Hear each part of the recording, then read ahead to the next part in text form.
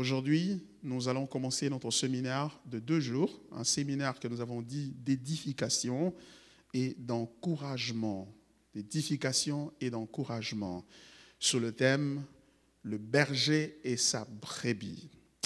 En guise d'introduction, aujourd'hui, je vais essayer de expliquer ce que l'on entend par ce thème ou ce que ce thème sous-entend. Et je vais expliquer les points les plus importants et ensuite, demain, par la grâce de Dieu, nous irons en profondeur. Et je prie que demain, nous soyons suffisamment à l'heure ici pour pouvoir suivre 2 prédications. Je vais donner une prédication avec une pause et je donne une autre question que nous puissions bénéficier au maximum de la matière, car elle est, comme vous allez le constater, très abondante. C'est un séminaire. Donc c'est un séminaire, c'est un endroit où nous venons pour apprendre. Je viens pour enseigner, pas seulement pour prêcher. J'aimerais que chacun ait ces dispositions-là. Il est bien vrai que par moments, je vais aller un peu dans le rythme de la prédication, mais l'esprit fondamental reste l'enseignement, c'est-à-dire une façon d'expliquer et d'exposer les Écritures pour que chacun de nous puisse les comprendre. Alors, avant d'aller plus loin, j'aimerais d'abord donner 3 points qui constituent les buts de ce séminaire. 3 points qui constituent le but de ce séminaire. Alors, le but de ce séminaire est triple. Premièrement, situer clairement le contexte de la vie chrétienne en termes d'une histoire entre le Père et son Fils, pointant vers un objectif clair et précis dont l'homme est de tous les bénéficiaires, c'est-à-dire de toute la création de Dieu, le plus heureux, donc le plus béni de toutes les créatures. Ce que je veux dire, c'est que au travers de ces séminaires, nous voulons que de plus en plus, nous puissions comprendre la vie chrétienne, la chrétienté ou le christianisme comme un appel à intégrer ou à faire partie d'une histoire qui se passe ou qui se déroule entre le Père et le Fils, et donc entre le berger et sa brebis.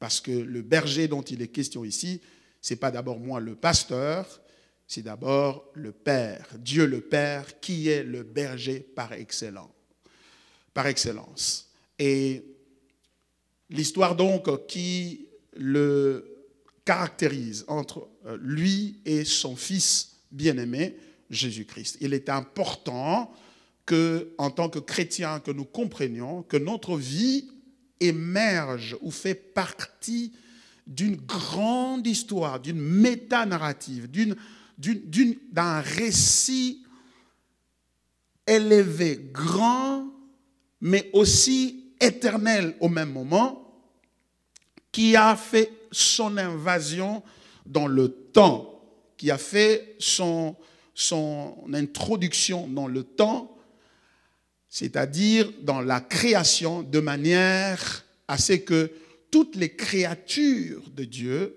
puissent, en regardant, en assistant, et bien plus en participant à cette histoire, puissent en comprendre la signification et surtout puissent se réjouir.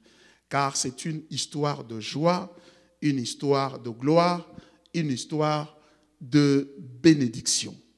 Une histoire entre le Père et son Fils. Entre Dieu le Père et Dieu le Fils, donc entre le berger et sa bergerie. Donc, par là, nous voulons dire que la grande difficulté que nous avons à vivre la vie chrétienne et par conséquent à dégager la signification des événements ou de réalités que nous vivons, que nous rencontrons dans la vie chrétienne, cette difficulté-là est due au fait que nous avons commencé à marcher dans notre vie. Nous sommes en train de marcher de façon isolée par rapport à cette grande histoire qui pourtant, sans laquelle il n'y a pas de création, il n'y a pas notre vie. Notre vie émerge de la nécessité de Dieu, perçue par Dieu, de pouvoir exposer son histoire. Une histoire qui a commencé avant la fondation du monde. Une histoire qui a commencé avant la création. Une histoire éternelle et qui va connaître comme une sorte d'exposition dans une sorte de parenthèse. C'est-à-dire que c'est une histoire qui a commencé depuis l'éternité et à un moment donné dans cette éternité, dans ce présent éternel, Dieu a ouvert, oh my gosh, Dieu a ouvert une sorte de parenthèse et cette parenthèse-là est le début de la création et cette parenthèse-là va se fermer à la fin de la création et l'histoire va continuer son cours normal. Et cette histoire-là, c'est l'histoire du Père et de son Fils bien-aimé. C'est pourquoi nous ne pouvons pas comprendre la vie chrétienne sans comprendre cette histoire-là, ne serait-ce que dans les limites que Dieu lui-même a rendu cette compréhension possible. Dans les limites où Dieu a rendu cette compréhension possible, nous voulons comprendre cela et surtout nous situer dans cette histoire-là, trouver notre place dans cette histoire et ainsi marcher dans cette histoire de manière à atteindre l'objectif qui est défini ou déterminé par cette histoire. Ce que Dieu fait, ce que Dieu accomplit, relève d'un désir de son cœur à révéler cette histoire-là et ainsi à atteindre l'objectif qu'il voudrait atteindre par la révélation de cette histoire-là. C'est une histoire, c'est-à-dire une série d'événements qui vont connaître la participation de certains acteurs.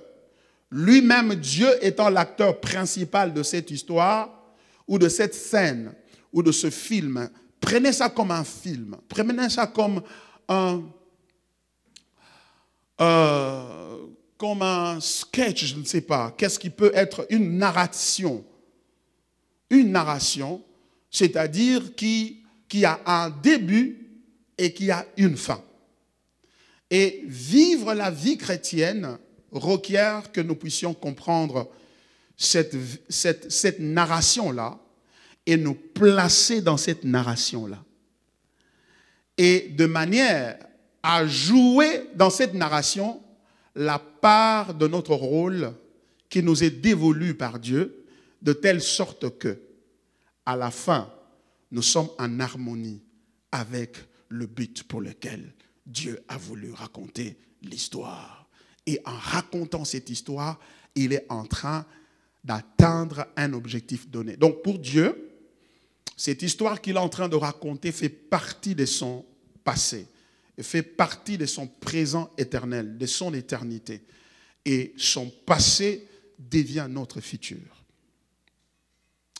Et de ce fait, lorsqu'il dévoile ces passés-là, cet acte-là de dévoiler le passé, c'est ce qu'on appelle la révélation. C'est ce qu'on appelle la révélation de ce qui a été caché, de ce qui n'a pas été connu depuis par les hommes, mais que Dieu avait connu et très bien connu par devers lui-même depuis avant la fondation du monde. Amen. Donc, l'objectif que nous avons d'abord, c'est situer clairement le contexte de la vie chrétienne. Pour dire que la vie chrétienne, c'est une vie qui a pour but de participer à l'histoire que Dieu est en train de raconter, à son histoire sur la terre, de manière à ce que, à la fin, il atteigne son objectif. Donc sans la compréhension de cette, manière-là, c'est-à-dire de l'existence d'une histoire grande, qui est l'histoire de Dieu, qui est l'histoire du berger et de sa brebis, nous ne pouvons pas vivre une vie chrétienne heureuse et une vie chrétienne qui plaise à Dieu et qui glorifie Dieu.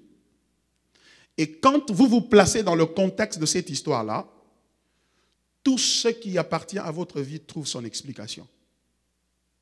Si bien que vivre ne consiste pas à se débarrasser des événements ou des situations qui sont contraires à ce que nous voulons ou ce que nous désirons, mais plutôt à accepter les circonstances et les événements que lui a permis de manière à ce que son histoire puisse s'accomplir. C'est pourquoi Jésus, au beau milieu de la prière, il a dit, lorsque vous priez, dites que ta volonté soit faite sur la terre comme au ciel. C'est-à-dire, ce que Dieu veut, ce qu'il veut, c'est de dérouler son histoire, c'est de manifester cette histoire-là, de raconter cette histoire-là et faire connaître cette histoire. Car le but de raconter l'histoire, c'est de faire connaître cette histoire. Et laquelle histoire appartient ou relève de sa relation avec son fils. Et donc, de ces faits, nous disons que cette histoire qu'il est en train de dérouler, c'est son histoire. Et son histoire, l'histoire qui parle de lui. Qui parle de lui. Et le fait de dérouler cette histoire-là et partager cette histoire avec sa création est un acte éminemment d'amour. C'est un acte excellent, un acte le plus élevé d'amour. Car celui qui partage son histoire, c'est celui qui ne commet jamais le péché. C'est celui qui ne connaît jamais de difficultés. C'est celui à qui rien ne résiste. Et quand il partage cette histoire avec vous, ça veut donc dire qu'il est en train de vous donner le meilleur de lui-même. Il est en train donc de vous inviter à partager en différé son histoire. L'histoire qu'il a vécue, l'histoire qui est la réalité de son être. Maintenant, il vous invite à participer à cette histoire. Et c'est ça la chrétienté. Le christianisme, c'est un appel à participer à la vie de Dieu, à participer à l'histoire de Dieu, à participer au caractère de Dieu. La difficulté que nous avons à vivre la vie chrétienne, c'est parce que nous la prenons comme étant une sollicitation extérieure, d'une puissance extérieure, d'une intervention extérieure dans notre vie, de manière à ce que ce que nous voulons et ce que nous désirons puisse s'accomplir. Et quand nous percevons la vie chrétienne de cette manière, en d'autres termes, nous sommes en train exactement de faire l'inverse de la vie chrétienne. La vie chrétienne, c'est l'invitation à participer à la nature de Dieu et donc à la vie de Dieu. Mais nous invitons Dieu à participer à notre vie. Et quand nous concevons les choses de cette manière-là, eh bien, nous ne pouvons pas réussir, nous ne pouvons pas être dans la joie et surtout, nous ne pouvons pas entrer dans la gloire de Dieu et donc participer à la jouissance de sa gloire, à laquelle gloire il est en train de nous inviter. Et cette histoire de Dieu-là, ça s'appelle l'Évangile. Ça s'appelle l'Évangile. Donc nous disons, toute la création se réjouit ou bénéficie de cette histoire. Toute la création. Les animaux, les astres, lumineux, non lumineux, les bêtes de champ, les oiseaux, les montagnes, les vallées, tout ce que nous voyons et ce que nous ne voyons point, et même les anges, sont invités à participer à cette histoire. Mais l'être humain a eu une grâce particulière. C'est la grâce d'être le seul être à s'unir avec Dieu. C'est-à-dire l'être par le fait de sa ressemblance à Dieu. Et donc, par le fait de sa ressemblance à Dieu, est capable de s'unir avec Dieu et devient donc le vecteur par lequel Dieu communique son histoire. Il devient le véhicule par lequel Dieu communique son histoire. Et ça, c'est tout simplement merveilleux. Tout simplement merveilleux.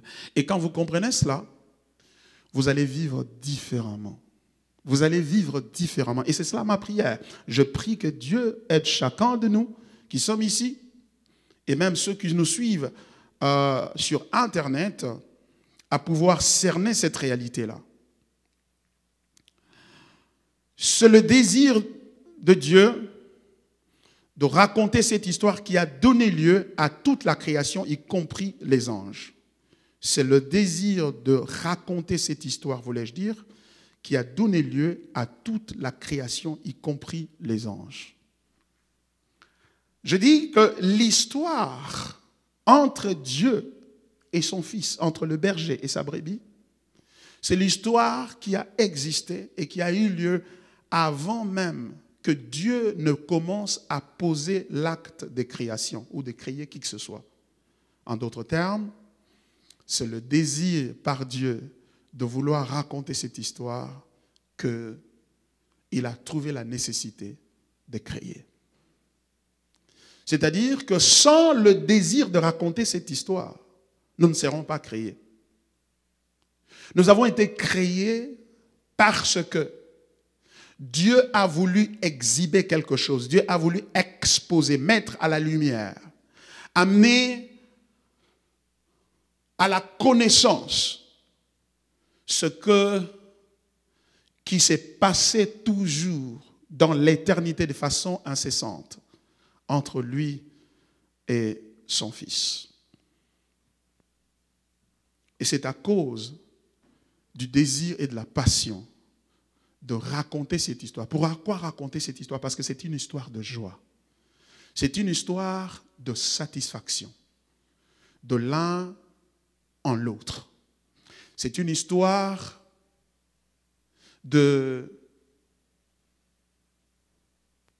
d'accomplissement. C'est une histoire de gloire. C'est la plus belle histoire qui existe. L'histoire selon laquelle, un jour dans l'éternité du passé, le Père a donné naissance à son Fils. Il lui a donné naissance. Et c'est ce que les théologiens appellent la génération éternelle. C'est-à-dire, il a généré. Non pas à un point donné, comme si avant qu'il ne le génère, il n'existait pas. Il a toujours existé. Il a toujours été, il n'a ni commencement ni fin. Il est Dieu comme lui. Mais cependant, il procède du Père. Comment? Comme ça. Comme ça. Et c'est cette histoire-là d'amour que Dieu veut raconter. Nous sommes ici sur cette terre. Tu es ici aux États-Unis, réalise-le. Tu es marié, tu as des enfants, tu as ce que tu as, ou tu manques ce que tu manques à cause de cette histoire-là. Car cette histoire d'amour entre le Père et le Fils, c'est cette histoire-là qui a donné, qui l'a conduit à sortir de son intimité, à sortir de sa trinité, et pour dire, je vais créer. Je vais maintenant créer. Il a certainement commencé par créer les êtres spirituels qu'on ne voit pas, et finalement, il a créé la nature, l'univers, les cieux, les astres lumineux, non lumineux, finalement, les planètes, il a créé les galaxies, il a créé toutes ces choses de telle sorte que toutes ces choses ne soient qu'une plateforme là où il va raconter son histoire. l'histoire de lui et de son Fils. C'est pourquoi dans Colossiens chapitre 1, versets 15 à 16, la Bible dit que tout a été créé par lui et pour lui. C'est-à-dire, par lui, ça veut dire au travers de Christ, au travers de lui, Jésus-Christ. Tout a été créé au travers de lui et pour lui. En d'autres termes, le Père a créé les anges, les êtres spirituels. Il a créé la nature. Il a créé l'univers physique que nous voyons. Que du reste, les hommes n'ont pas encore découvert dans toute sa totalité. Il a créé pour Jésus. En d'autres termes, il a créé pour raconter l'histoire de lui et de son Fils. Et nous disons ceci, qu'il est important en tant que chrétien, si nous voulons vivre la vie chrétienne, de comprendre que notre vie émerge de cette histoire-là. Notre vie, c'est le produit de cette histoire-là, entre le Père et le Fils, entre le berger et sa brebis. Et ça va devenir un peu plus clair au fur et à mesure qu'on avance. Je ne fais qu'introduire parce que vous placez dans le contexte de ce que nous voulons expliquer ici. L'homme a été la dernière des créations de Dieu. Cependant, Dieu lui a donné dans cette histoire qu'il raconte le rôle le plus élevé. Je voudrais dire le rôle le plus glorieux. Voyez-vous? C'est le 6e jour que Dieu a créé l'homme. Il a créé Adam et Ève. Mais avant lui, il a créé les cieux et la terre. Il a créé les galaxies, les planètes, les systèmes solaires et tous les autres systèmes qui se trouvent dans l'univers. Et enfin, il va créer l'homme sur la terre et à son image et à sa ressemblance. Mais de tous les êtres là que Dieu a créés, l'homme c'est le plus glorieux. En d'autres termes, le premier don que Dieu a donné à l'homme, c'est son humanité. C'est l'humanité. Être humain, c'est une bénédiction extraordinaire. Parce que c'est le seul être qui a été créé à l'image de Dieu et à la ressemblance de Dieu. Et il a été créé, c'est-à-dire cet homme, l'humanité a été créée de manière à ce qu'elle soit le vecteur qui permette de bien communiquer cette histoire de Dieu avec son Fils, du berger et de sa brebis. Donc c'est pour cela, Dieu a défendu à l'homme de tuer son semblable. Parce que quand vous tuez votre semblable, vous commettez un grand péché. Vous lui arrachez la vie, vous commettez un grand péché. Parce que c'est un péché qui attaque non seulement l'image de Dieu, mais qui attaque l'histoire de Dieu. Or, l'histoire de Dieu est articulée de manière à accomplir le but de Dieu. Et donc, quand vous tuez l'homme, vous vous attaquez au but de Dieu. Et le but de Dieu, c'est de se glorifier. Et cette glorification, je vais en parler encore, n'est pas une acquisition que Dieu fait. Ce n'est pas une nouvelle acquisition. Ce n'est pas quelque chose de nouveau que Dieu cherche qu'il n'avait jamais eu. La gloire n'est pas quelque chose que Dieu cherche à avoir parce qu'il ne la possède pas. Mais la gloire, c'est quelque chose que Dieu possède déjà, qui veut tout simplement exposer. Par conséquent, quiconque s'oppose à son histoire et s'oppose donc à la manifestation de sa gloire, il est en train de s'opposer à sa divinité. Il est en train de s'opposer à sa divinité, il est en train de le dédiviniser et déclarer qu'il n'est pas Dieu. C'est pourquoi, lorsqu'il a dit, il a créé Adam et Ève, il les a placés dans le jardin, il a dit, le jour où vous mangerez de ce fruit, vous mourrez. Le jour où vous mangerez de ce fruit, vous mourrez. Ne le mangez pas. Et il a dit ainsi pour aider à comprendre Adam que même lui, Adam, même sa femme Ève, n'avaient pas le droit d'arracher leur propre vie. Car faire ainsi, c'est s'opposer au plan de Dieu. C'est s'opposer à l'histoire de Dieu et donc à l'objectif que Dieu poursuit au travers de son histoire, au travers de sa narration, de la narration de son histoire. Voyez-vous? Et de ce fait, il s'oppose à la gloire, à la manifestation de Dieu et donc il s'oppose à Dieu. C'est pourquoi la Bible dit, dans Romains chapitre 3, verset 23, « Car tous ont péché et sont privés de la gloire de Dieu. » Le péché, c'est quelque chose de dangereux. Ce qui est dangereux au sujet du péché, c'est que ça ne va pas t'amener en enfer. Ce n'est pas ce qui est dangereux au sujet du péché. Ce qui est dangereux au sujet du péché, ce n'est pas que ça va ouvrir les portes, que le diable va t'attaquer et les démons vont te réclamer et ainsi de suite. Ce n'est pas ce qui est dangereux au sujet du péché. Ce qui est dangereux au sujet du péché, c'est l'agression de la gloire de Dieu. C'est la négation de la gloire de Dieu. C'est la privation à Dieu de l'opportunité de dérouler son histoire et laquelle histoire aboutit en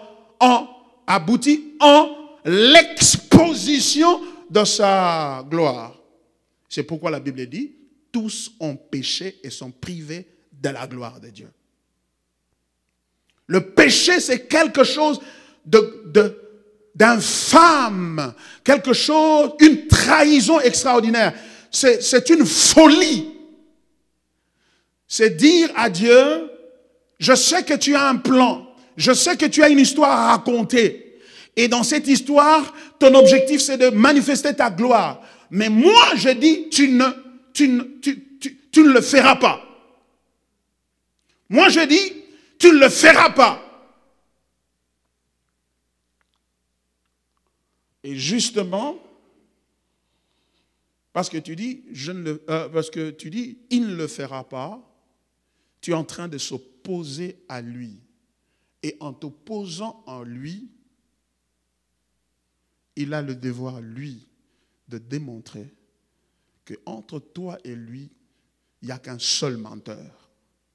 C'est toi. Ce n'est pas lui. Et par conséquent, il va accomplir ses desseins, même lorsque ton péché s'oppose à lui, se dresse contre lui. Alléluia. Waouh. Je vais avec vous doucement, hein, parce que je sais que ça sont des choses assez profondes qui demandent assez d'attention pour pouvoir mieux les assimiler. Ce qui est extraordinaire, c'est que l'histoire que Dieu est en train de raconter n'est pas nouvelle pour lui. Ce n'est pas une histoire nouvelle pour lui. Ce n'est pas un voyage vers l'inconnu, espérant que tout ira mieux pour le mieux. Dieu connaît le début et la fin de cette histoire qu'il est en train de raconter. Et pourquoi devrait-il raconter une histoire dont il connaît déjà l'aboutissement? Non seulement l'aboutissement, mais aussi les tensions, les péripéties, les obstacles et la fin. La question que l'on se pose, c'est celle-ci. Si l'histoire que Dieu est en train de vouloir raconter, par le fait de la création et de la vie des hommes sur la terre, il est en train de raconter. C'est-à-dire que dans ce monde où nous sommes, il y a une histoire qui est en train de se dérouler. Tu sais, toi et moi, aujourd'hui, nous sommes à 8 milliards à peu près dans le monde. 8 milliards d'hommes, d'êtres vivants, hommes et femmes. Et nous ne sommes pas le produit d'un hasard. Avant nous, il y a eu des milliards qui nous ont précédés. Et tous ces milliards-là mis ensemble font partie d'une seule et même histoire. Ils jouent un rôle ou un autre dans cette histoire, une seule, que Dieu est en train de raconter.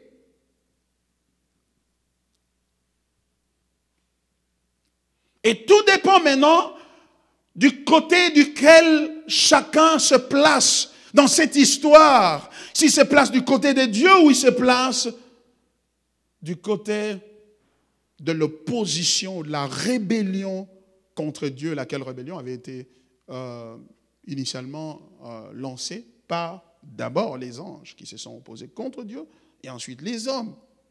Voyez-vous?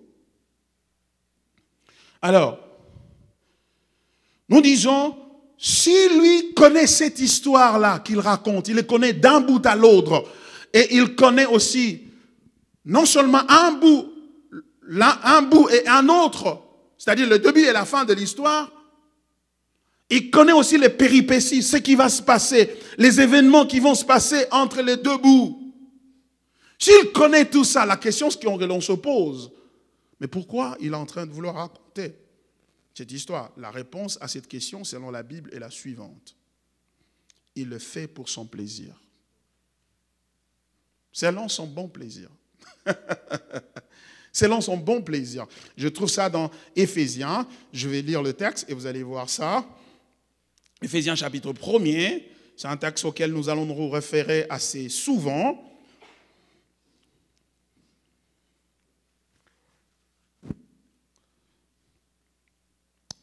Ma Bible dans Éphésiens.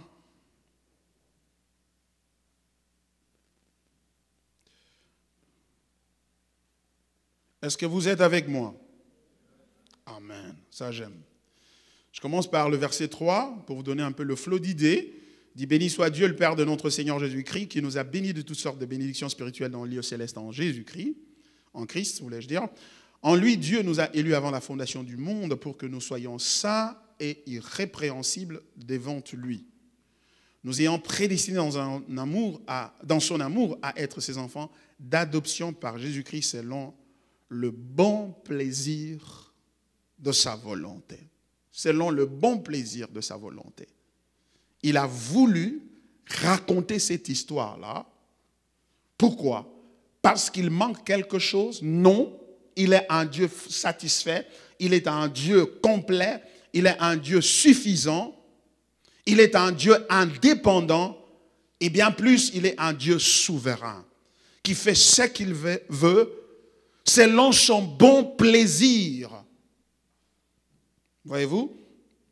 Donc le Seigneur raconte l'histoire selon son bon plaisir.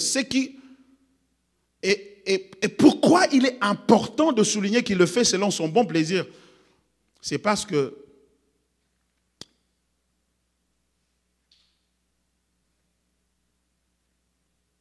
nous savons que ce qui sécurise ce plaisir, de peur qu'il ne devienne immoral, c'est sa nature. C'est pourquoi je peux fermer mes yeux et dire que Dieu fasse ce qu'il veut. Parce que sa nature est telle que tout ce qu'il veut ne peut être que pur. Tout ce qu'il veut ne peut être que bon. Tout ce qu'il veut ne peut être que juste. Tout ce qui lui plaît ne peut être que glorieux. Alors, à cause de la connaissance de cette nature de Dieu, eh ben, je lui donne la liberté, je lui laisse la liberté de vouloir tout ce qu'il veut sur moi. C'est pourquoi je ne le contrôle pas. C'est pourquoi je ne lui demande pas: pourquoi tu as fait ceci? Pourquoi tu as fait cela? Parce que je sais que tout ce qu'il fait est juste. Tout ce qu'il fait est bon. Je peux fermer mes yeux. Je peux ne pas demander des explications au sujet de ma vie parce que je connais la nature de Dieu. C'est pour cela que je suis en train de penser qu'à l'heure qu'il est, la crise qui est dans l'Église ne peut être résolue que par l'exposition de la nature de Dieu. C'est-à-dire que de plus en plus, dans l'Église, nous devons parler de ce que Dieu est, ce qu'il est. Car c'est en découvrant ce qu'il est que nous allons regarder calme. C'est en découvrant ce que Dieu est que nous allons avoir la paix dans nos cœurs. C'est même en face des difficultés les plus insurmontables. Même en face des contradictions, même en face des convulsions de tout genre autour de nous, des situations ou même des gens, même en face des agitations, même en face des menaces des hommes, nous aurons la paix. Pourquoi? Parce que nous connaissons sa nature. C'est pourquoi l'apôtre Paul a dit: je sais en qui j'ai cru. Je sais en qui j'ai cru. Ce qui veut dire qu'en réalité, ce qu'il nous faut, ce n'est pas la solution à nos problèmes. Il est vrai que nous désirons, nous soupirons après la solution à nos problèmes. Nous voulons un mariage stable. Nous voulons des enfants qui ne tombent pas malades. Nous voulons nous-mêmes être en bonne santé. Nous voulons nous-mêmes avoir assez de moyens pour pouvoir rencontrer nos besoins. Nous voulons ces documents-là sortir de l'immigration pour nous. Nous voulons ces choses-là. Mais ce qui est important, c'est de connaître la nature de Dieu. Quand vous connaissez la nature de Dieu, ce qui va arriver, c'est que même si le problème-là n'est pas résolu, vous garderez toujours la paix. C'est pourquoi l'apôtre Paul dit, « Et la paix de Dieu, qui surpasse toute intelligence, gardera vos cœurs et vos pensées en Jésus-Christ. » Et la nature de Dieu, c'est que c'est un Dieu berger. Il est berger. Pour lui, être berger n'est pas un apprentissage. Ce n'est pas le produit d'un training ou d'une orientation. Qu'elle l'a orienté, voilà comment tu peux devenir berger. Il n'a pas besoin de training. Il n'a pas besoin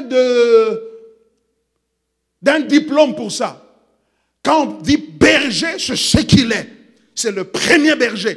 Et il veut que nous le sachions, que nous le connaissions comme berger. C'est pourquoi pendant ce séminaire, c'est ce que nous allons apprendre. Le berger et sa brebis. Le berger et sa brebis. Et ça, c'est quelque chose d'extrêmement merveilleux. Ceux qui connaîtront leur Dieu marcheront avec assurance. Même en de temps comme ceci. Ceux qui connaîtront qui est celui qui est sur eux et qui est en train de guider leur vie, de conduire leur vie, d'orienter leur vie. Ils auront de l'assurance et la paix même au milieu des menaces les plus terrassantes. Et c'est cela que nous voulons. Nous voulons que tu saches qu'en tant que chrétien, tu n'es pas une personne isolée qui est en train de se battre, qui doit crier fort pour avoir l'attention de Dieu, qui doit faire tellement des efforts pour se retrouver, qui doit faire tellement de sacrifices. Non, bien-aimé, ta vie émerge d'une histoire. Ton existence est la preuve que tu appartiens à une histoire. Car personne ne peut entrer dans ce monde à moins que lui, le berger, qui ouvre la porte à tous afin d'entrer dans le monde et d'entrer. Personne ne peut entrer dans ce monde par lui-même. C'est pourquoi personne n'a jamais fait la demande de naître. Tu as demandé ça à ton père, à ta mère? Non. Tu t'es surpris en train de crier, de pleurer le premier jour. Tu pleurais et tout le monde rigolait et tout le monde était heureux. Mais un jour, toi aussi, tu vas rigoler et tout le monde va pleurer. C'est comme pour dire, bien-aimé enseignant, il y a un ajustement qui doit prendre lieu, prendre place dans ton mental, dans le profond de ce que tu es. Il y a un ajustement qui doit prendre lieu. Il y a une reconfiguration de ta manière de penser, de percevoir ta vie, de définir la vie. Et cette manière-là va changer la manière dont tu regardes à tous les événements, à toutes les circonstances qui t'entourent. C'est pourquoi l'apôtre Paul dit dans Romains chapitre 12, « Ne vous conformez pas au siècle présent, mais laissez-vous transformer par le renouvellement de l'intelligence. » Pourquoi? Afin que vous discerniez quelle est la volonté de Dieu. En d'autres termes, afin que vous discerniez quelle est l'histoire de Dieu.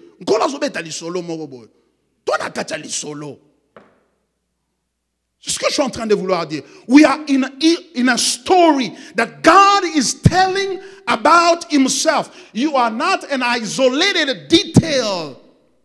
You are part of a grand story that started someday and is moving toward its fulfillment. It's moving toward its end. And your joy does not begin with what you get, but your joy begins with your understanding of that story. Le plus grand jour de ta vie, ce n'est pas le jour où tu es né, ce n'est pas le jour de ton anniversaire. Le plus grand jour de ta vie, c'est le jour où Dieu, alors qu'il n'existait rien, alors qu'il n'y avait même pas des anges, alors qu'il n'y avait pas l'univers, alors qu'il n'y avait rien, Dieu s'est levé et il a eu l'idée de créer un monde. C'est le jour le plus glorieux de ta vie. C'est ce grand jour merveilleux.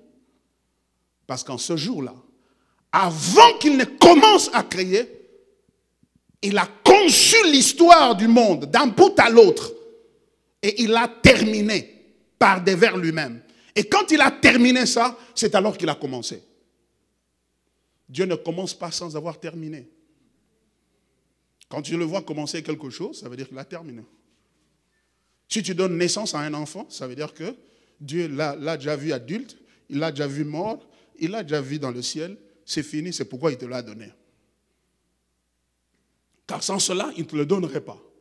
Et une telle perception va changer la manière de voir tes circonstances. Tu n'as pas un problème d'estomac, tu as un problème de perception de l'histoire. Ton problème, ton estomac, c'est pas ça ton problème. Ton problème est ailleurs. Ton problème, c'est le problème de comprendre qu'il est le berger et que tu es la brebis. Et tu ne peux pas être la brebis du Seigneur sans comprendre qu'en réalité, tu n'es qu'une projection de la vraie brebis qui est le Christ, le Fils du Dieu vivant. La vraie brebis de Dieu. Tu n'es qu'une photocopie, une projection de cette brebis-là. Alléluia.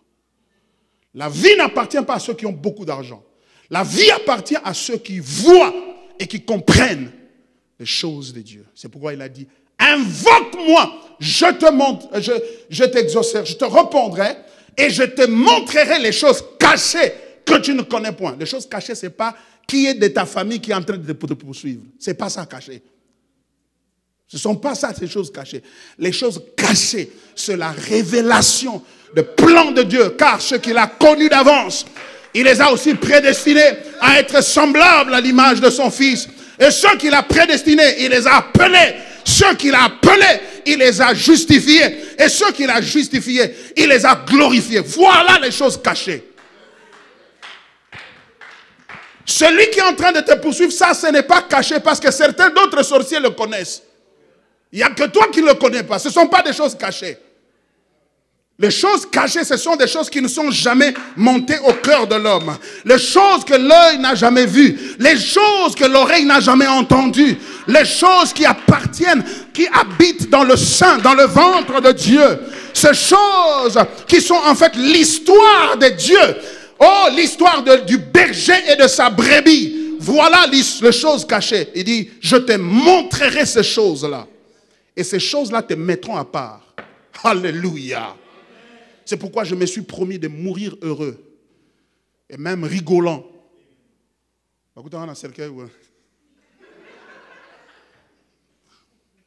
Mais je suis en train de rire dans le cercueil. On me trouvera en train de rigoler. Pourquoi? Parce que je connais l'histoire. Je connais cette histoire. Alléluia. L'histoire du berger et de sa brebis. C'est la grande histoire. L'histoire de tous les temps. Kokonama solo. Alléluia. Je ne fais qu'introduire.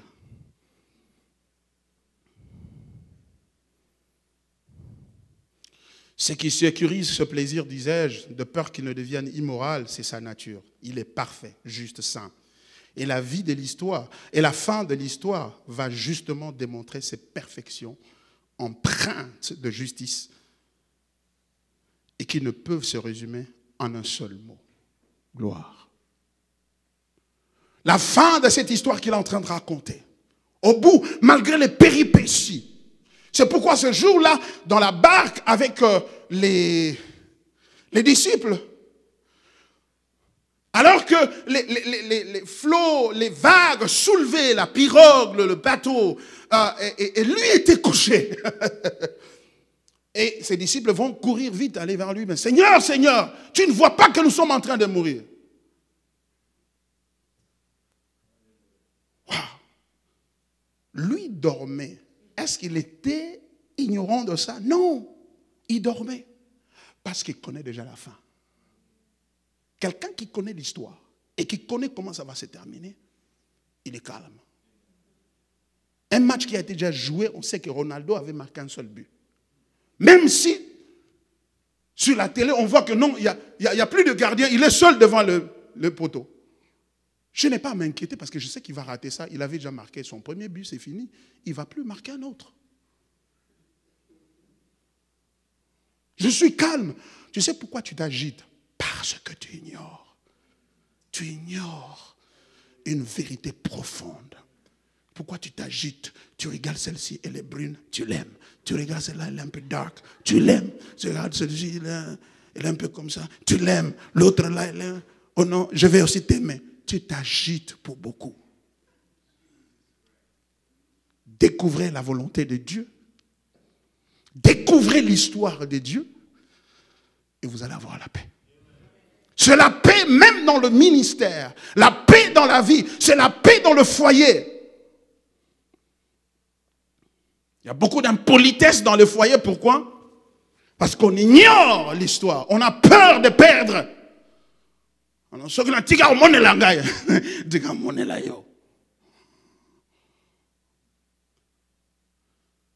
J'abandonne, si je me tais, elle va commencer, il va chercher à m'écraser. C'est pourquoi je dois parler. Et si blague, je vais prendre le téléphone, je vais appeler la police. Mais celui qui connaît l'histoire, et surtout qui connaît le berger, et bien plus, non seulement le berger, mais qui connaît aussi l'agneau, qui connaît aussi l'agneau, l'agneau qui a été immolé, l'agneau qui a été blessé, et comment ça s'est terminé avec l'agneau, il va garder calme, même s'il est en train de saigner. Même si dans cette relation, son cœur est en train de saigner, il gardera son calme parce qu'il connaît le berger et sa brebis. C'est l'histoire au-dessus de toutes les histoires qui est en train d'influencer le monde. Peu importe les menaces de l'Iran ou des pays détenteurs de bombes atomiques, ils ne mettront jamais fin au monde avant que le Seigneur lui-même ne se lève. Jamais. Même si coronavirus est en train de faire trembler nous tous, il ne viendra pas nous éliminer nous tous. Non. Si tu essaies de t'imaginer que Dieu a prévu que tu sois présent dans 2030, même si le coronavirus arrive jusque chez vos voisins, tu restes calme. Parce que non, moi il m'a dit qu'en 2030, je serai ici, je serai en train de faire ceci et cela. C'est fini. J'ai la paix. C'est pourquoi la prière ne consiste pas à changer l'histoire de Dieu, mais à s'intégrer dans l'histoire de Dieu. La prière ne change pas l'histoire de Dieu. Ça nous intègre dans l'histoire de Dieu. C'est ça le sens de la prière. Alléluia. Ça, ce n'était qu'un le premier objectif ou le but de ce message. Premier. Cette histoire s'appelle, cette histoire que Dieu a conçue par devers lui-même et qu'il est en train de dérouler comme un rouleau là. Cette histoire-là, ça s'appelle l'Évangile. Ça s'appelle l'Évangile. C'est l'histoire de son agneau. Son agneau. On l'appelle l'agneau qui a été immolé. Mais ce qui est scandaleux, on va le voir, comment l'agneau du Tout-Puissant va être immolé. C'est un paradoxe perturbateur. Cet évangile se résume dans la personne et les actes de son Fils Jésus-Christ. Donc, le premier but pour lequel nous voulons ce séminaire, c'est parce que nous voulons comprendre comment notre vie, moi, ma vie ici, qui ai quitté le Congo, je suis venu ici, qui ai quitté le Togo, la Sénégal, c'est le Sénégal, hein, qui a quitté le Maroc, qui a quitté, je ne sais pas moi, Kenya, et je suis venu ici. Je suis venu me battre. J'ai l'impression que je suis venu ici pour me battre pour la vie. Mais en réalité, tu n'es pas venu te battre. Tu es venu participer à l'histoire, à la grande histoire. L'effort qu'il faut faire, c'est d'expliquer ta vie comme ça. C'est ça l'effort à faire. L'effort au milieu de la nuit, la tension est en train de monter. Le sucre dans le sang est en train de baisser ou de monter.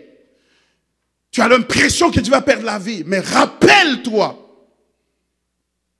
Il a dit, avant que tu eusses été formé dans le sang de ta mère, je te connaissais. Et je t'avais établi prophète des nations. Il a dit ça à Jérémie. Ça veut dire que, à toi, pour toi aussi, cela est vrai. La force des plans de Dieu et de la souveraineté de Dieu. Ce qui manque à notre évangile, c'est la notion de la souveraineté de Dieu. Nous devons l'imbiber dans la souveraineté de Dieu. Nous devons prendre notre évangile et le plonger dans la souveraineté de Dieu. Notre évangile n'est pas un évangile de débrouillard. Les gens qui essaient de supplier Dieu pour que Dieu vienne dans leur vie.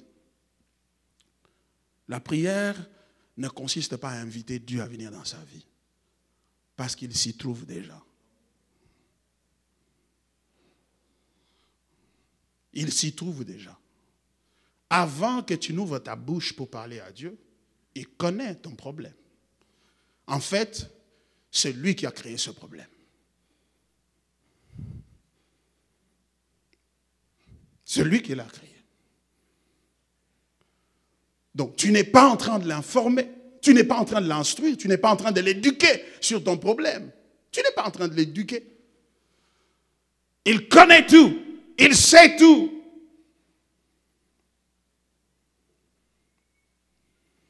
Ce séminaire, c'est un séminaire d'édification, mais d'encouragement aussi. Parce qu'il y a beaucoup qui se disent, mais j'ai encore perdu l'emploi. J'ai encore perdu ce bénéfice. J'ai encore perdu ceci ou cela. Comment ceci peut m'arriver? Tu as un devoir. C'est celui de toujours trouver la connexion entre ta vie et la grande histoire. Et si tu perds cette connexion-là, tu perds le sens de direction dans la vie. Tu perds la manière... Et parce que cette connexion devient à la fois un guide pour toi, mais ça devient aussi un critère d'évaluation pour toutes les décisions que tu prends. En d'autres termes, je vais prendre ce chemin. Comment est-ce que ce chemin est connecté à ce grand plan? Parce que je ne peux être heureux, je ne peux être satisfait que lorsque je pose des actes ou je fais des choses qui sont connectées à ce plan que lui fait. Alléluia.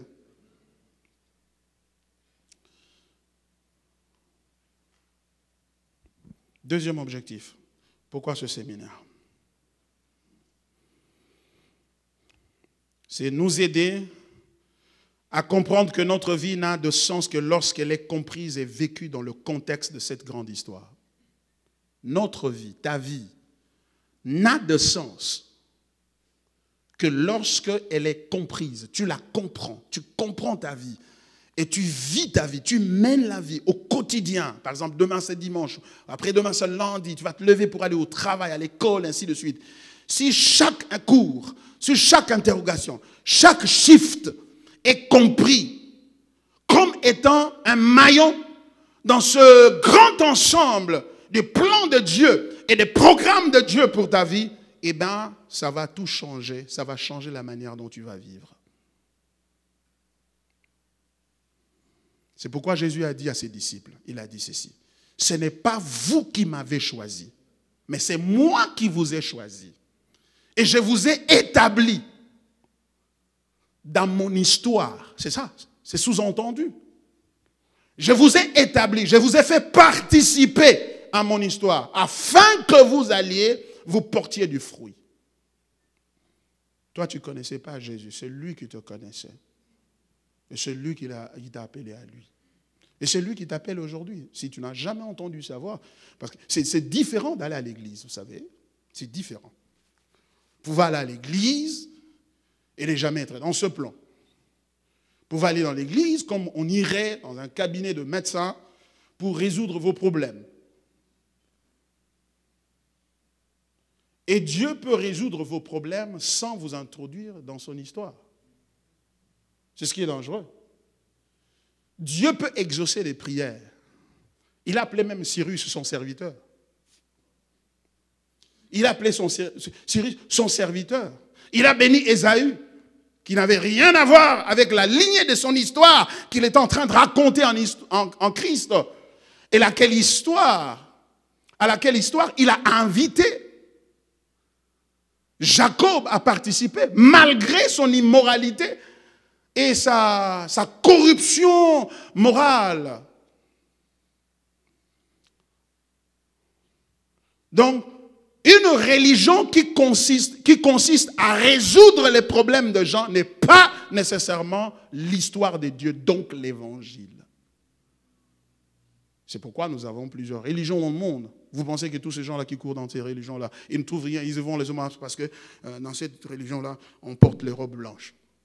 Vous pensez que c'est la robe blanche qui les amène là-bas? Non, ils ne sont pas si bêtes que ça. C'est parce qu'ils y vont, ils font des prières et Dieu répond à leurs prières. Mais pourquoi il répond à leurs prières? Parce qu'il a une histoire à raconter avec les autres. Parce qu'il a une histoire à raconter. Parce qu'il a ces brebis qu'il a choisies, qui doivent marcher dans ce monde et accomplir ses plans. Alors, les autres doivent aussi être vivants. Les autres doivent aussi manger. Les autres doivent aussi se vêtir. Mais jamais entrer dans ce plan.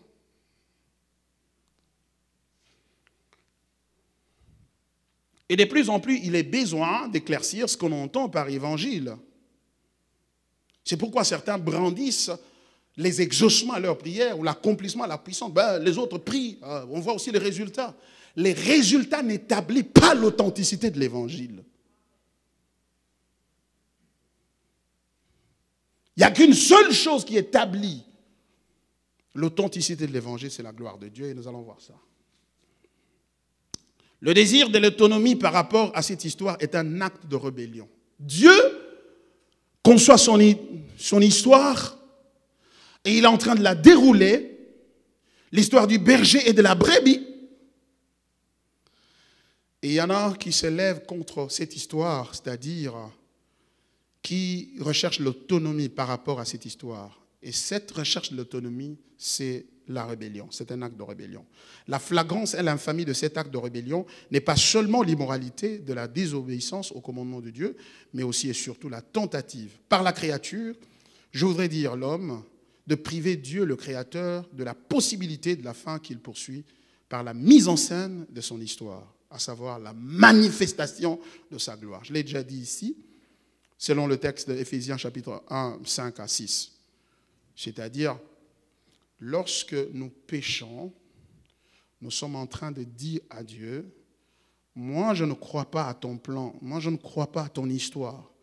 Je sors de ton histoire et j'ai une meilleure histoire à raconter pour moi-même.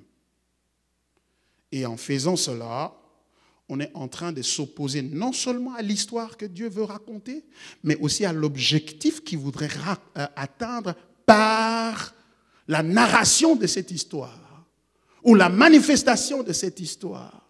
Cet objectif, c'est la gloire de Dieu. Donc, on s'oppose à la gloire de Dieu. Et puisqu'on s'est opposé à la gloire de Dieu, Dieu, la première chose que Dieu nous inflige comme jugement, c'est la privation de la gloire en question.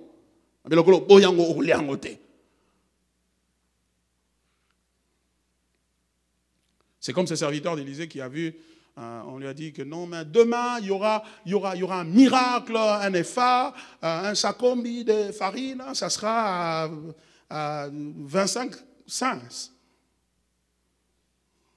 Et même si les cieux pouvaient s'ouvrir, pareille chose ne se ferait pas. Il s'oppose à l'histoire de Dieu. Et Dieu dit, et le prophète lui dit, tu verras ces choses de tes yeux, mais tu ne les mangeras pas. Donc tu verras ça, tu verras l'histoire.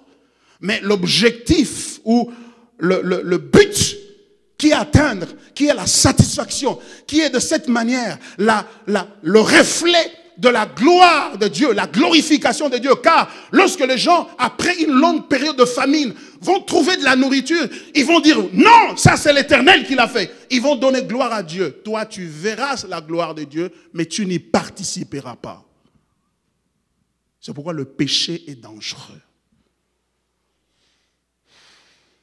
Donc le péché n'est pas seulement la désobéissance à la loi de Dieu, au commandement de Dieu, pour ne pas ouvrir les portes et ne pas laisser entrer les démons et autres, mais c'est une agression contre la gloire de Dieu. Une telle tentative est au-delà de la folie, car la gloire de Dieu n'est pas quelque chose que Dieu est en train de vouloir acquérir. Ce n'est pas une nouvelle acquisition. C'est plutôt quelque chose qu'il possède déjà et est en train de vouloir manifester afin d'associer sa création à la participation à sa gloire. Waouh! Waouh! La gloire de Dieu, lorsque Dieu dit « Donnez-moi la gloire, louez-moi, glorifiez-moi », il ne veut pas dire qu'il est en déficit de gloire. Il ne veut pas dire qu'il manque la gloire. C'est pourquoi il est en train de chercher les gens pour le glorifier. C'est pourquoi il a dit « Même si vous ne me glorifiez pas, les pierres vont me glorifier. J'en manque pas, j'en ai. » Mais c'est en fait la manifestation de cette gloire dans ta vie. En d'autres termes, s'il est un désir que tu devras demander à Dieu, c'est dire, Seigneur, donne-moi le désir de ta gloire. Le désir de ta gloire. Le désir de ta gloire. Est-ce que tu peux aller à la maison, commencer à lire la Bible et chercher à comprendre c'est quoi la gloire de Dieu? Mais nous voulons lire la Bible pour comprendre comment Dieu peut résoudre mon problème. Il peut le résoudre sans te donner sa gloire. Ne disons pas, non, le Seigneur ne va pas résoudre, le Seigneur ne va pas couper les liens, le Seigneur ne va pas faire ceci, il ne va pas chasser les démons. Si, il va le faire. Mais ça n'a rien à voir avec sa gloire. Tu n'as qu'à choisir ce que tu veux prendre. Tu veux prendre ce qui est temporaire et éphémère, ou tu veux prendre ce qui est éternel. Parce que l'histoire du berger et de sa brebis, c'est une histoire qui émerge de l'éternité. Et dans cette éternité, Dieu est glorieux. Et quel bonheur, quel amour. Il veut te faire participer à sa gloire. Alors qu'il n'était pas obligé de le faire. Jamais. Oh, quel bonheur, quel Dieu merveilleux nous avons. Le péché s'est défini comme étant la tentative de priver Dieu de sa gloire, ou mieux de le diviniser. La poursuite de la gloire par Dieu n'est pas un projet d'une nouvelle acquisition, mais plutôt c'est une affirmation de sa possession éternelle, de cette gloire et de son caractère, donc de sa divinité. Et en cela, le péché est fondamentalement l'idolâtrie. En d'autres termes, lorsque tu sors de l'histoire de Dieu, tu rejettes l'histoire de Dieu, tu rejettes l'appel de Dieu à participer à son histoire, à son récit, à son union avec sa brebis, lui étant le berger. Ce que tu es en train de faire, c'est que tu es en train de lui contester sa divinité et de ces faits, tu t'ériges toi-même en Dieu. C'est de l'idolâtrie. On peut être idolâtre sans être devant une statue, sans plier ses genoux devant une statue. On peut être idolâtre en priant beaucoup, en lisant beaucoup la Bible. Pourquoi? Parce que ce qui détermine l'idolâtrie, ce n'est pas ce que tu fais, mais c'est ce que tu poursuis. Si ce que tu poursuis, c'est ton bien-être, en dehors de l'histoire que Dieu est en train de raconter, même si tu te sanctifies, entre guillemets, cette sanctification n'a aucun sens devant Dieu parce qu'elle ne cadre pas avec le plan de Dieu. l'histoire de Dieu, l'histoire du berger et de sa brebis. Et par conséquent, tu n'es pas non plus sa brebis. L'hypothèse de travail sous-entendue dans l'acte de création peut être traduite par la question suivante, c'est-à-dire, lorsqu'on se regarde comment Dieu a créé et surtout pourquoi Dieu a créé, on peut dire ce qui suit.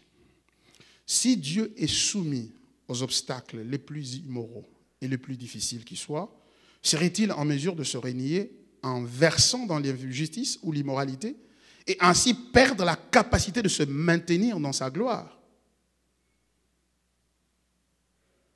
En d'autres termes, penser de façon négative, c'est-à-dire pourquoi Dieu a créé le monde. On a dit il a créé le monde pour manifester sa gloire. Okay? On peut le dire aussi autrement, en se posant la question, mais pourquoi il a créé? Il a créé pour que nous puissions voir et assister à une scène importante. Cette scène est la suivante. S'il est confronté à des obstacles et à des injustices, comment peut-il faire pour atteindre ses objectifs? Va-t-il se compromettre dans le mal ou va-t-il rester juste et continuer son chemin jusqu'à atteindre ses objectifs? Ou va-t-il se fatiguer en cours de chemin? Il va dire, ça c'est trop difficile, je n'avais pas pensé ça comme ça et je crois que c'est le temps de rebrousser chemin. So what I mean is this. What I mean is that when we say that God created the universe, everything, visible and invisible, for His glory, as it is written, that everything was created through Christ and for the glory of God, then there is another way of asking a question, that same question.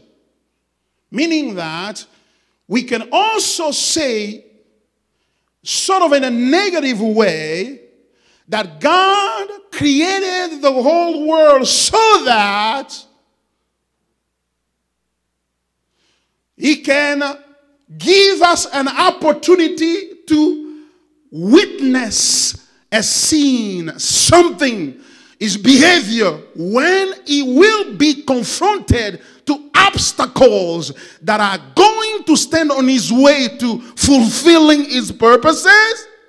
When that happens, is He going to compromise Himself by committing unrighteousness, impurity? Or will He, because of the strength and opposition of obstacles, pull back and say, this is too hard for me, I can't do it? Hallelujah. Je peux seulement parler comme ça, Bridge of Grace, parce que je sais que vous êtes assez mature pour comprendre. Je reprends ça, je vais le dire encore, pour que vous puissiez comprendre mieux. Ce que je veux dire, c'est ceci. Dieu, dans l'éternité, il était avec sa brebis, lui étant le berger. Sa brebis, c'est Christ. Il jouissait de Christ. Il était dans la joie. Il n'avait aucun besoin qui pouvait le conduire à s'engager, à créer des choses et des gens. Il n'avait aucune raison. Parce que toi, tu vas au boulot, pourquoi? Parce qu'il y a un besoin. Il faut payer le loyer, il faut payer ceci, il faut faire cela. S'il n'y avait pas tout ça, tu resteras à la maison avec ton remote control et avec ton iPhone ou, je ne sais pas moi, Samsung, en train de toucher jusqu'à la nuit et tu dors, right? Tu vas travailler parce qu'il y a un besoin que tu dois rencontrer. Ce besoin peut ne pas être l'argent. Hein? Ça peut être aussi le besoin juste de se sentir valorisé. Que moi aussi, je voudrais aller dans la société pour faire quelque chose. Ce n'est pas que je n'ai pas besoin de l'argent. J'ai de l'argent, mais je veux quand même travailler pour me valoriser. Même alors, c'est toujours un besoin. Le besoin de se valoriser. Mais Dieu ne peut être Dieu que lorsque, par lui-même, il peut être satisfait et n'avoir besoin de rien et de personne. Et pourquoi ça? Parce qu'en lui-même, il avait sa brebis.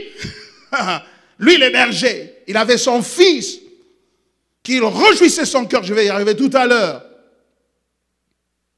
Et dans la communion avec le Saint-Esprit, c'était un Dieu trinitaire. La Bible dit, il a engendré son fils. Et le Saint-Esprit procède du Père et du Fils, c'est-à-dire de l'union du brebis et de la berger, plutôt du berger et de la brebis. Il y a eu une troisième personne qui a émergé, le Saint-Esprit, qui procède de deux. Comment? Comme ça. Parce que les choses cachées sont à Dieu, les choses révélées sont aux hommes. Voyez-vous? Alors, parce qu'il est Dieu, ça veut dire qu'il était satisfait. Il n'y avait pas besoin de créer. Pourquoi il a créé alors? Nous disons ici, parce qu'il voulait raconter l'histoire de sa satisfaction en lui-même, en son Fils. Et cette histoire aboutit par la manifestation de ce qu'on appelle la gloire de Dieu. Ça, c'est une première manière de le dire. Une autre manière de le dire, c'est ceci. Comment on saurait qu'il a la gloire et qu'il est glorieux, qu'il est tout-puissant, qu'il est juste, qu'il est parfait? Parce que la gloire de Dieu, c'est la mise ensemble de tous ses attributs et la conjonction de tous ses attributs et la manifestation de l'harmonie, de la beauté qu'il y a dans ses attributs et qui fait qu'il reste Dieu et il n'a besoin de personne, il se suffit.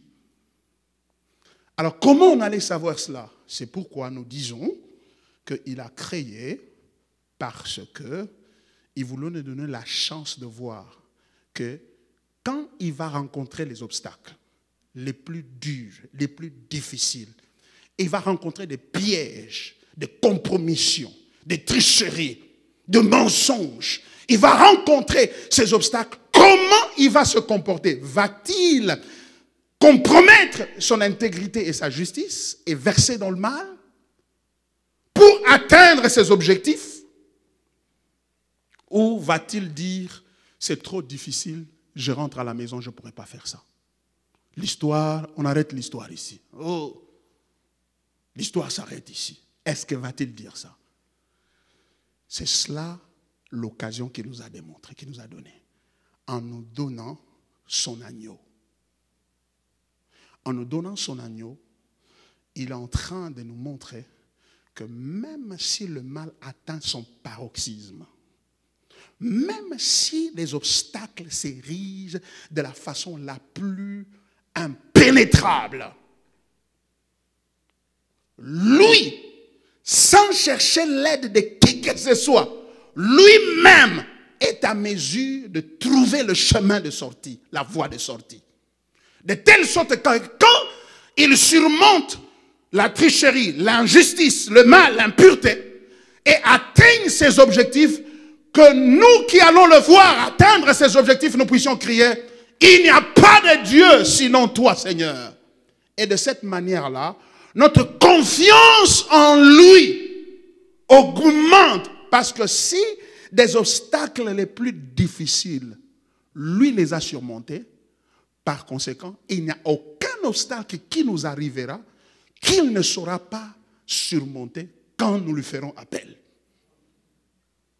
Vous comprenez? En d'autres termes, l'histoire du berger et de sa brebis, c'est l'histoire qui nous est donnée comme un don pour accroître notre foi dans le berger. Dans le berger.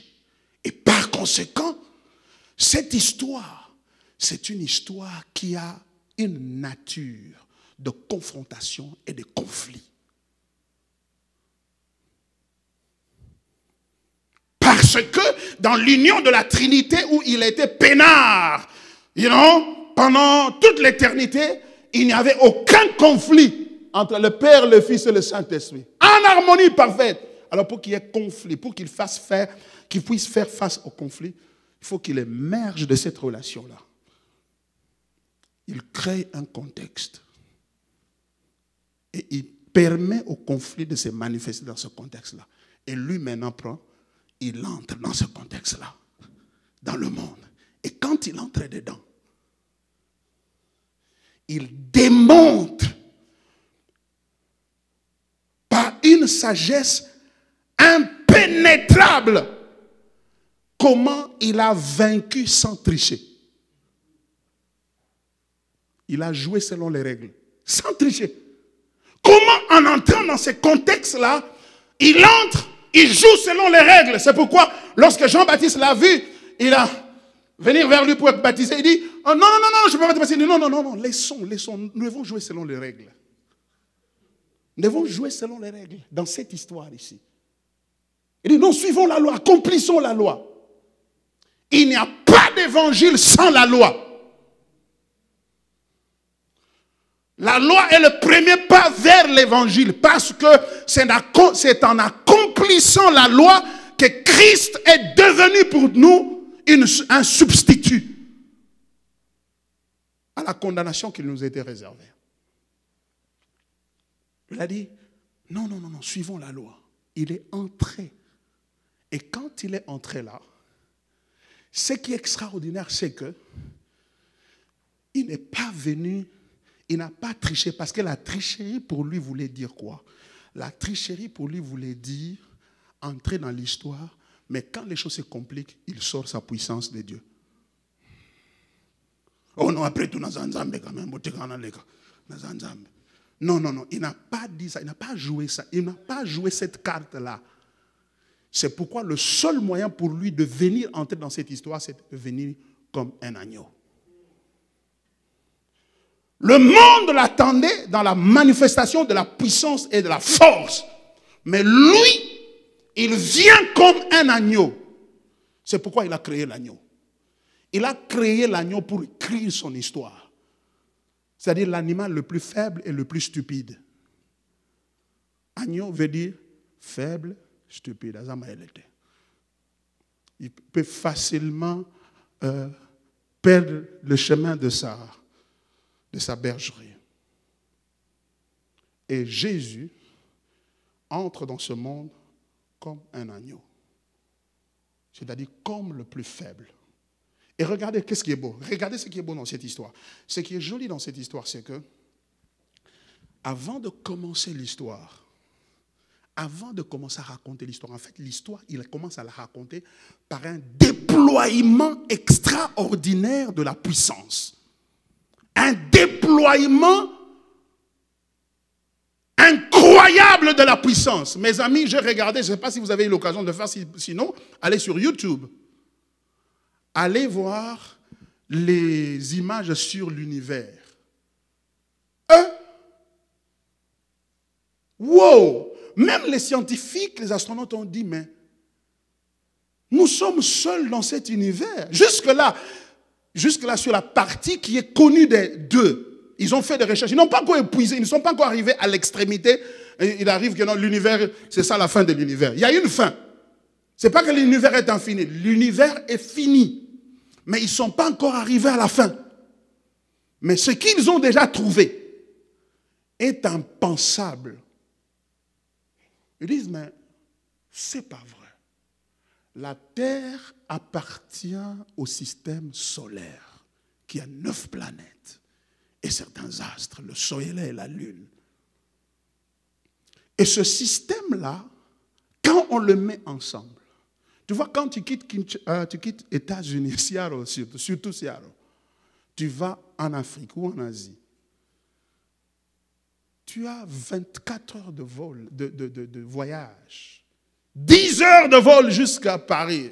Tu es assis dans l'avion, tu es fatigué. Tu te mets debout, tu marches, tu t'assois. Vous n'arrivez toujours pas. Finalement, vous arrivez. Et de là, tu prends encore un autre vol de 8 heures jusqu'en Afrique. L'Afrique subsaharienne, bien entendu. Et bien aimé mon Seigneur, toute cette longue distance-là, ça n'a rien à voir avec ce qui se passe dans la Terre, dans le système solaire. Et le système solaire lui-même, il appartient à la galaxie qu'on appelle de Milky Way ou de la Voie lactée. De la Voie lactée. Dans cette galaxie-là, c'est comme, quand vous regardez cette galaxie-là, c'est comme c'était du lait. Hein? qu'on était en train d'agiter là. Et nous ne sommes pas au centre de cette galaxie-là. Nous ne sommes pas au centre. Nous sommes à la périphérie.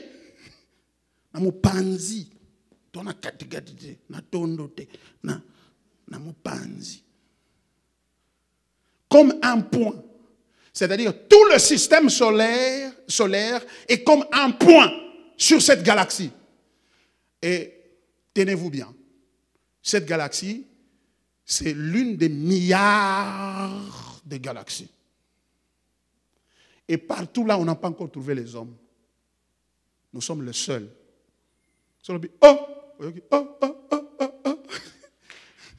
Ton écho peut aller pour l'éternité. En d'autres termes, qu'est-ce que je veux dire par là? Ce que je veux dire par là, c'est ceci.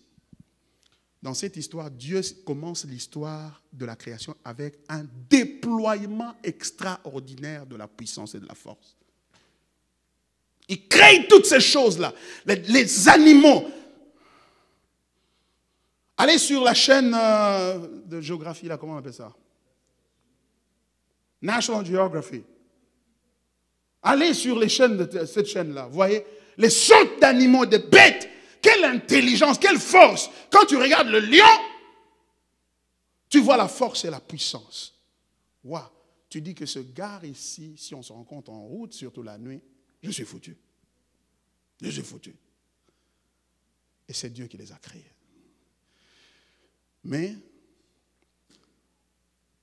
Et maintenant, il crée toutes ces choses-là. Mais maintenant, pour entrer dans cette histoire-là, pour lui-même entrer dans l'histoire, il entre comme un agneau. Waouh! C'est-à-dire, vous voyez les antipodes, hein? Vous voyez les extrêmes, les extrémités. Quelle puissance, mais quelle faiblesse!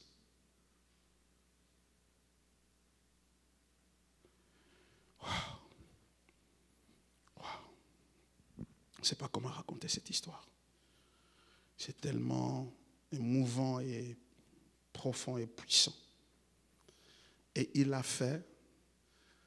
Il est venu comme un agneau. Lorsque Jean-Baptiste l'a vu, il a dit, voici l'agneau de Dieu qui ôte le péché du monde. Et s'il a dit, voici l'agneau de Dieu, ça veut dire l'agneau qui appartient à Dieu. N'est-ce pas? Donc ça veut dire que celui à qui l'agneau appartient n'est pas un autre agneau. C'est qui? Le berger. En d'autres termes, lorsque Jean-Baptiste a pointé Jésus en disant, voici l'agneau de Dieu qui ôte le péché du monde, il était en train de dire, voici l'agneau du berger. En d'autres termes, il a clairement identifié Dieu. Il a identifié Christ comme l'agneau de Dieu et Dieu comme le berger. En d'autres termes, il est en train de dire que tout ce que vous voyez ici, c'est une histoire du berger et de sa brebis. Et voici la brebis. Et si vous voyez la brebis, ça veut dire qu'il y a le berger derrière. Et il dit, voici l'agneau de Dieu qui ôte le péché d'Israël, le péché du monde. C'est-à-dire, voici les vrais acteurs de l'histoire du monde dans lequel nous vivons. L'un d'eux est là et l'autre n'est pas visible, mais il est là. Et au sortir des eaux du baptême, la Bible dit, le ciel s'ouvrit et une voix se fit entendre disant, celui-ci est mon fils bien-aimé en qui j'ai mis toute mon affection. Jean-Baptiste l'a pointé comme l'agneau et le Père qui a parlé, il a dit, cet agneau c'est mon fils. En d'autres termes, je suis le berger de cet agneau qui est devant vous, sous vos yeux. Il y a une histoire plus grande que l'histoire de la sorcellerie.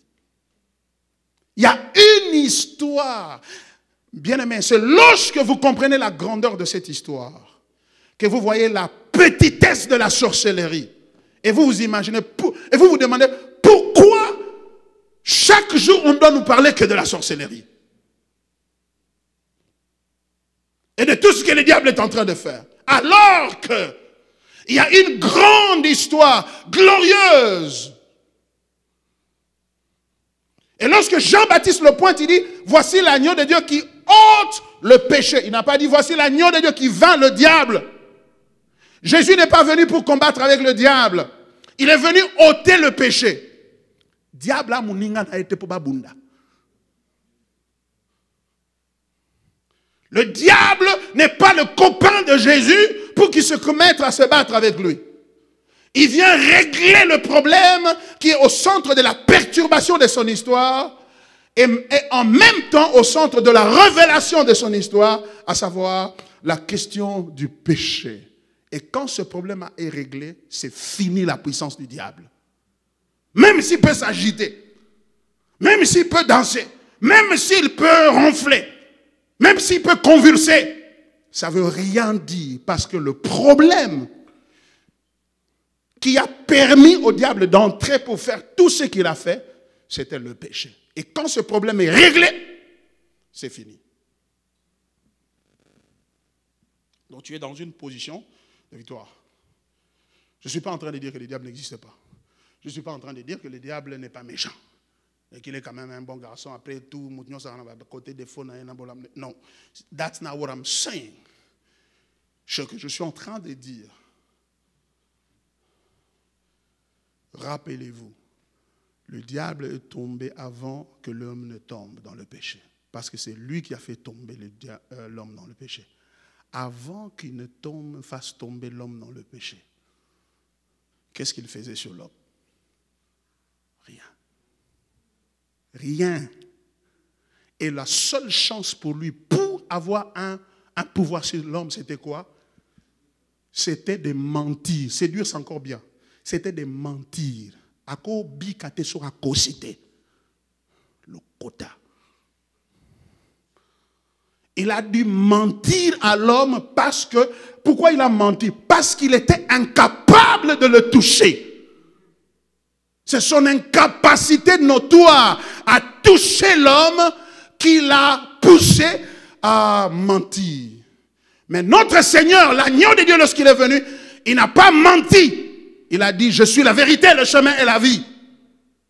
Il s'est révélé. Bien aimé, vous êtes libre de croire ce que vous voulez croire. Mais je sais qu'une chose, il a dit, on en parlera demain, mes brebis me connaissent. Elles entendent ma voix et elles me suivent. C'est une question d'être brebis du Seigneur ou pas. Ce n'est pas une question de débat. Les boucs sont prêts à croire à n'importe quoi. Parce que c'est leur nature qui les fait croire à ce qui ne devrait pas être cru. Mais les brebis du Seigneur croient au Seigneur. Ils écoutent la parole, ils disent, it doesn't make sense to me, but it comes from the Lord, from the shepherd. Ça ne veut rien dire pour moi, mais je ne comprends pas très bien. Mais, parce que ça vient du berger, je vais suivre et je vais marcher. Voilà pourquoi, à l'heure qu'il est, c'est l'heure de t'attacher à ce que tu entends. C'est de t'attacher à ce que tu entends. Et le meilleur moyen de t'attacher à ce que tu entends, c'est de reconnaître que ce que tu entends émerge d'un grand plan. Ça vient du berger lui-même qui est en train de parler. Amen.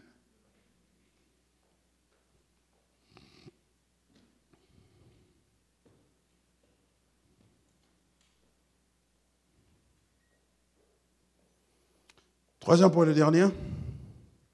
Armé de cette réflexion ou cette manière de penser, notre but est de changer notre manière de voir le monde et la vie chrétienne de manière qu'il en résulte un style de vie et de service à Dieu qui soit le reflet de cette histoire, car le but de Dieu est d'écrire son histoire dans nos vies de telle sorte que chacune de nos vies devienne une partie de son histoire.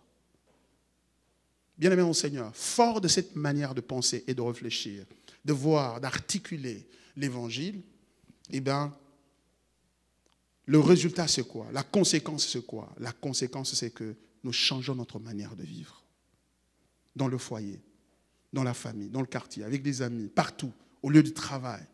Notre manière de vivre reflète cette foi, cette confiance que nous avons dans le Seigneur. Pourquoi? Parce que nous réalisons une chose profonde. Ce que nous réalisons, c'est que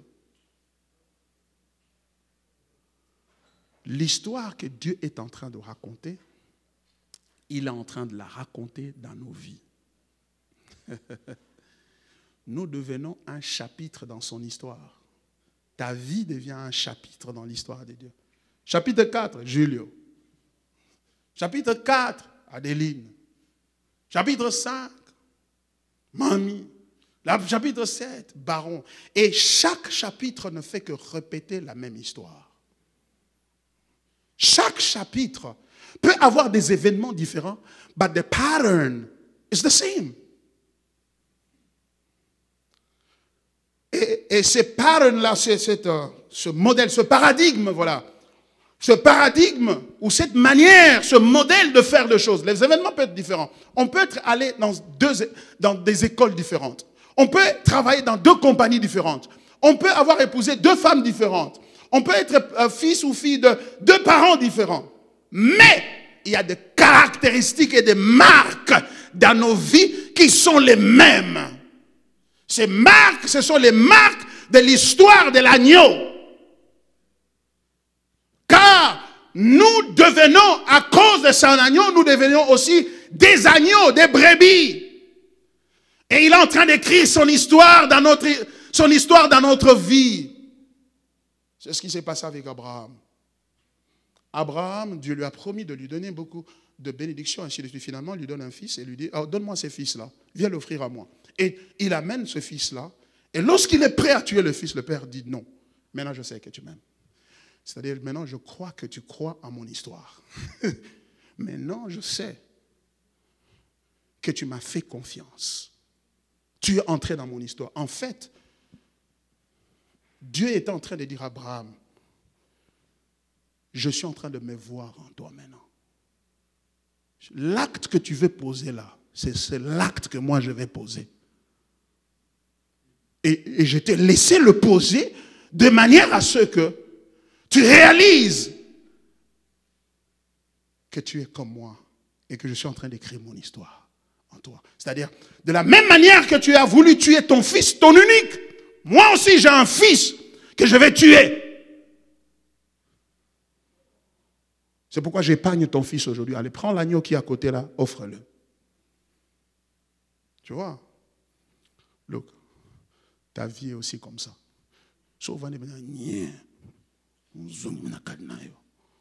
Si tu rentres en toi, tu réaliseras que tu as cette caractéristique-là.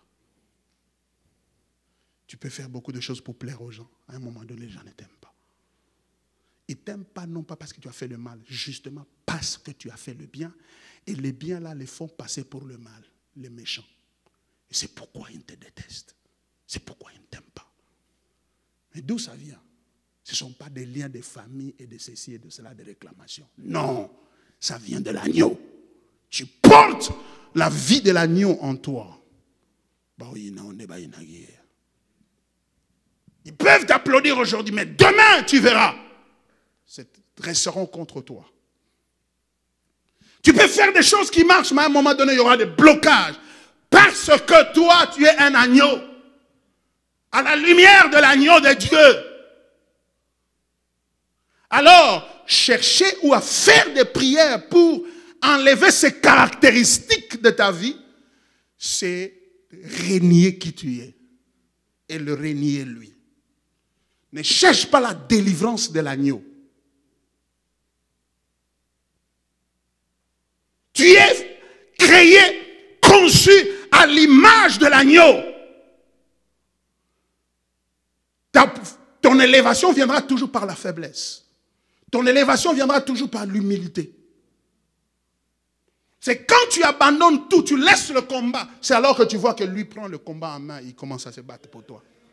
Ça sera comme ça. Tu verras ce mouvement de l'agneau dans ta vie. Et demain, je irai en profondeur pour te parler encore plus de ça. Parce que si tu ne reconnais pas ça, tu vas suivre ce que je dis. Si tu vois dans ta vie, les choses ne marchent pas, tu tournes toujours en rond-point. Et ça veut dire que ça vient de la famille. Et si tu vois dans ta vie, il est écrit, il y a maintenant donc, aucune condamnation pour ceux qui sont en Jésus-Christ. Qui sont en Jésus-Christ, c'est-à-dire en l'Elisolo. En cette histoire-là que Dieu est en train de raconter. Ceux qui sont dans l'histoire sont sécurisés par cette histoire. Ils sont protégés par cette histoire. Leur vie est guidée par cette histoire. Vous me voyez comme ça, ce n'est pas parce que je ne suis pas intelligent, mais c'est parce que je porte l'agneau sur moi. C'est pourquoi ceci m'arrive. Donc arrêtez d'avoir pitié de moi. N'ayez pas pitié de moi, ayez pitié de vous-même. C'est pour ça que Jésus leur avait dit à la croix. Ils sont en train de pleurer, femme, pleurez vous-même. Yes, mon routine a écoulé. On est là. On est en train de pleurer pour que c'est un peu de t'adoucir, un peu de t'aider là pour te renforcer. Toi, tu parles, oh, pleurez sur vous-même. Surtout, on pleure pour toi. Ah bien non, ne pleurez pas pour moi. En d'autres termes, il a voulu dire, ce n'est pas normal. Ce que vous voyez ici, ce n'est pas normal. C'est ma gloire. C'est pourquoi pour l'éternité, on l'appellera l'agneau qui a été immolé. On l'appellera comme ça. L'agneau qui a été immolé. Si c'était quelque chose de mal, on ne devrait pas le lui rappeler. Si quelqu'un doit toujours te rappeler, ta dent là qui est cassée là. Après un moment donné, tu vois la fille là qui a la dent cassée. Si on commence à t'identifier comme ça, tu ne seras pas content. Tu ne seras pas contente. Mais si on t'identifie par un défaut et que tu t'en réjouis, c'est-à-dire que ce défaut-là fait sa gloire. C'est ça. Christ s'identifie comme l'agneau de Dieu qui a été immolé. Ce frère-là qui a fui l'école. Et toute ta vie, tu cherches toujours à cacher ton défaut-là. C'est pourquoi c'était le problème avec leur nez. Toujours. Ils cherchent toujours à cacher ça. Ce que tu cherches à cacher là, c'est ce qui fait ta gloire. Oh my gosh, I don't know what I'm talking about. Je m'arrête là à cause du temps.